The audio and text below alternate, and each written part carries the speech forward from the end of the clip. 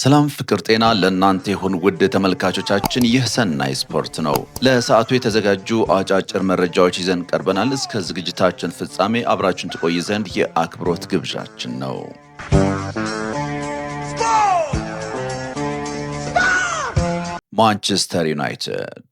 ማንቸስተር ዩናይትድ በአሰልጣኝ ሩበን አሞሪም እየተመራ ለመጀመሪያ ጊዜ 3 ተከታታይ የሊግ ጨዋታዎች አሸነፈ። በሊጉ የ9ኛ ሳምንት መርሃ ግብር ብራይተንን በኦልትራፎርድ ያስተናገደው ማንቸስተር ዩናይትድ 4-2 ማሸነፍ ችሏል። ማቱዊስ ኩኝሃ፣ ካስሚሮና ብራያን ምቤሞ የዩናይትድ ግቦችን አስመዝግበዋል።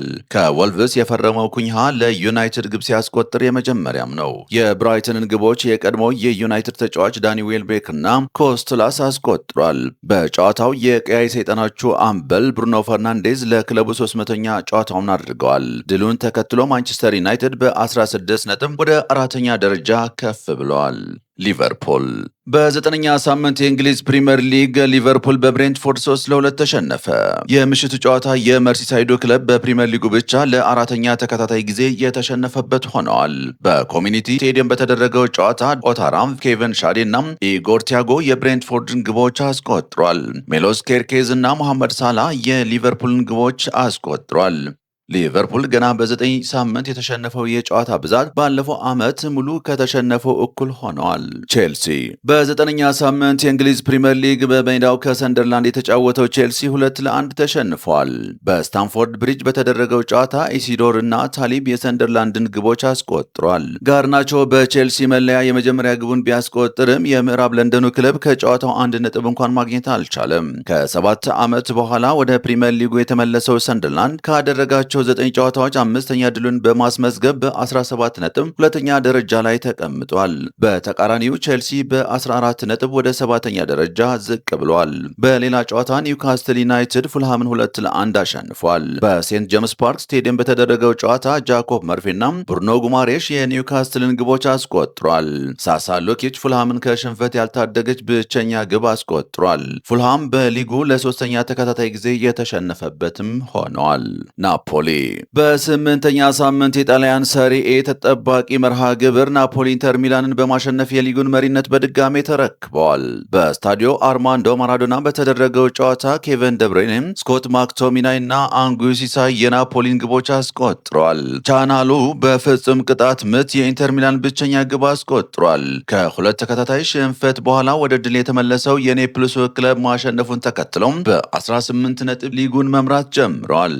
አርሰናል በእንግሊዝ ፕሪምየር ሊግ 9ኛ ሳምንት መርሃ ግብር ዛሬ ከሚከናወኑ ጨዋታዎች መካከል አርሴናል ከክሪስታል ፓላስ የሚያደርጉት ይጠበቃል።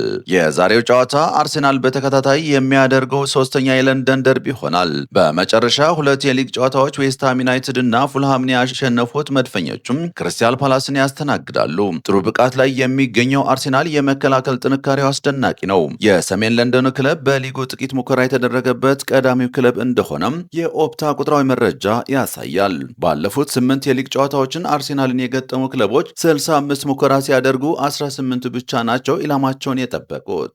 ኢላማቸውን ከጠበቁ ሙከራዎች 3 ብቻ ግብ ጠባቂው ዴቪድ ራያን አልፏል። በእነዚህ የመከላከል ቁጥሮች አርሴናል ጋር የሚጠጋ ሌላ የፕሪምየር ሊግ ክለብ የለም። የሚካኤል አርቴታ ቡድን ግብ በማስቆጠርም አይታማም። ከማንቸስተር ሲቲ እና ቼልሲ በመቀጠል 3ኛ በርካታ ግብ ያስቆጠረ ክለብ ነው። የቡድኑ ችግር ከክፍት ጨዋታ በርካታ ግቦችን አለማስቆጠር እንደሆነም ይታያል። የሊጉ መሪ ከክፍት ጨዋታዎች ከሰንደርላንድ እና በርንሌይ ያነሰ 5 ግብ ብቻ አስቆጥሯል። ሌሎች በሊጉ ያስቆጠራቸው 10 ግቦች ከቆሙ ኳሶች የተገኙ መሆናቸውም ይታወቃል። በተለይ ከማዕዘን ምት ማስቆጠር እንደ አርሴናል የቀለለው ክለብ የለም። በሊጉ ካስቆጠራቸው 15 ግቦች 7ቱ የተገኙት ከማዕዘን ምት ነው። አርሴናል ዛሬ የሚገጥመው ክሪስታል ፓላስ ቀላል ተጋጣሚው አይደለም። ሰሞነኛ ብቃቱ ጥሩ ባይሆንም የኦሊቨር ግላስነር ቡድን አሁንም አስፈሪ ነው። ፓላስ ባደረጋቸው 8 የሊግ ጨዋታዎች 43 ኢላማቸውን የጠበቁ ሙከራዎችን በማድረግ ከሁሉም ክለቦች ይቀድማል። በጆን ፊሊፕ ማቴታ የሚመራው የአጥቂ ክፍል ትልቁ ድክመት እድሎችን ወደ ግብነት የመቀየር ነው። ፓላሶች ከፈጠሯቸው 33 ትልልቅ እድሎች 22ን ዋጋ ቢስ አድርገውታል። አርሰናል ከፓላስ በመጨረሻ 6 ግንኙነታቸው አርሰናል 5ን በድል ተወጥተዋል። ጨዋታው ቀን 11 ሰዓት በኤምሬትስ ይከናወናል። በተመሳሳይ ሰዓት አስቶን ቪላ በሜዳው ቪላ ፓርክ ማንቸስተር ሲቲን ሲያስተናግድ በርንማውዝ ከኖቲንግሃም ፎረስት ይጫወታል። ኤቨርተን እስካሁን ሽንፈት ባልቀመሰበት አዲሱ ስቴዲየሙ ቶትንሃም ሆትስፐርስን ምሽት 1 ሰዓት ተኩል ያስተናግዳል።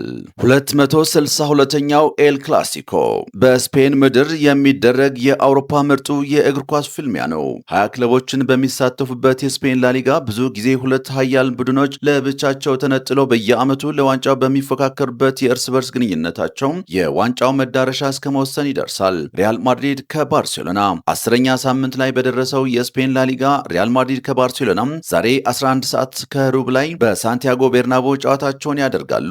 የኤል ክላሲኮን ፉክክር በተጫዋችነት ዘመኑ ጠንቅቆ የሚረዳው ዣቪ አሎንሶ በአሰልጣኝነቱ ኃያሉን ማድሪድ እየመራ ዛሬ የመጀመሪያውን ትልቁ ደርቢ ከባርሴሎና ያደርጋል። ከጨዋታ ከፍ የሚል ትርጉም በሚሰጠው የሁለቱ ኃያላን መርሃ ግብር ሪያል ማድሪድ ባለፈው የውድድር ዓመት የተወሰደበትን ፍጹም ብልጫ ለመመለስ በግዙፉ ሳንቲያጎ ቤርናቦ እንደሚጫወት ይጠበቃል። በተጠናቀቀው የውድድር ዓመቱ ሁለቱ ቡድኖች በተገናኙበት 4 ጨዋታዎች የካታላኑ ክለብ ባርሴሎና ሁሉንም ሲያሸንፍ 16 ግቦችን ጭምር አስቆጥሯል። በማጥቃት ፍጹም አስፈሪ የነበረው የሃንሲ ፍሊክ ስብስብ በተለይ በሊጉ የባለፈው ዓመት የመጀመሪያ ግንኙነታቸው በሳንቲያጎ በርናቦ 4-0 አሸንፎ መመለሱ ሪያል ማድሪድ ከዚያ በኋላ ባሉ ግንኙነቶች በስነልቦና ጭምር ብልጫን እንዲወሰድበትም አድርገዋል። ሁለቱም ቡድኖች በዚህ ዓመት አንዳንድ ጨዋታ ተሸንፏል። በተለይ ሎስ ብላንኮዎቹ በማድሪድ ደርቢ በምንጊዜም ተቀናቃኛቸው አትሌቲኮ ማድሪድ 5-2 የተሸነፉበት አስደንጋጭ ሆኖ አልፏል። ባርሴሎናም ከሜዳው ውጪ በሲቪያ ያልተጠበቀ የ4-1 ሽንፈት ገጥሞታል። ዛሬ በሚያደርጉት የውድድር ዓመቱ የመጀመሪያ ጨዋታም ሪያል ማድሪድ ከባለፈው ዓመት ጀምሮ በዚህ ዓመትም በቀጠለው የትልልቅ ጨዋታዎችን ሽንፈት ለማገገም ባርሴሎና ደግሞ በተከታታይ የሊጉ ሻምፒዮን ለመሆን ከተቀናቃኙ ወሳኝ 3 ነጥብ ለመውሰድ የሚጫወትበት እንደሚሆን ይጠበቃል። በተጠባቂው ጨዋታ በ10 ግቦች ኮከብ ግብ አግቢነቱን እየመራ የሚገኘው ኪሊያን ምባፔ ከባርሴሎናው ተከላካይ ፓው ኩባርሲ፣ አማካይ ላይ የጁዲ ቤሊንግሃም እና ፔድሪ እንዲሁም የፊት መስመሩ ላይ የላሚን ያማል እና ካልቫሮ ካሬስ ትንቅንቅ በትልቁ የሚጠበቅ ነው። በደርቢው ጨዋታ ትሬንት አሌክሳንደር አርሎንድ፣ ዳኒ ካርቫሃል እና ዲን ሆይሰን ከነበረባቸው ጉዳት ተመልሰው ለዛሬው ጨዋታ የሚደርሱ ሲሆን አንቶኒ ሩዲገር ዛሬም ከጉዳቱ አልተመለሰም ተብሏል። በባርሴሎና በኩል ፍራንኪ ዲዮንግ ከገጠመው መጠነኛ ህመም ሲመለስ የጁል ኩንዴ መሰለፍ አልተረጋገጠም። ለባርሴሎና የባለፈው ዓመት ስኬት ትልቅ አስተዋጽኦ የነበረው ራፊንሃም አሁንም ጉዳት ላይ ያለ ተጫዋች ሆነዋል። ክርስቲያኖ ሮናልዶ ፖርቹጋላዊ ኮከብ ክርስቲያኖ ሮናልዶ 20 ዓመታትን በተሻገረው የተጫዋችነት ዘመኑ በአጠቃላይ ያስቆጠራቸው ግቦች ብዛት 950 አድርሰዋል። የ5 ጊዜ የባላንዶር አሸናፊው ሮናልዶ በሳውዲ ፕሮ ሊግ አልናስር አልሐዛምን 2-0 ባሸነፈበት ጨዋታ 1 ግብ አስቆጥሯል። ክርስቲያኖ ሮናልዶ 1000 ግቦች ላይ ለመድረስ 50 ግቦች ብቻ የሚቀሩት ይሆናል። ክቡራትና ክቡራን ተመልካቾቻችን ለዛሬ የነበሩን መረጃዎች እነዚህን ይመስሉ ነበረን። ስለ አብሮነታችሁ እናመሰግናለን። ሰላም፣ ፍቅር፣ ጤና ለሁሉም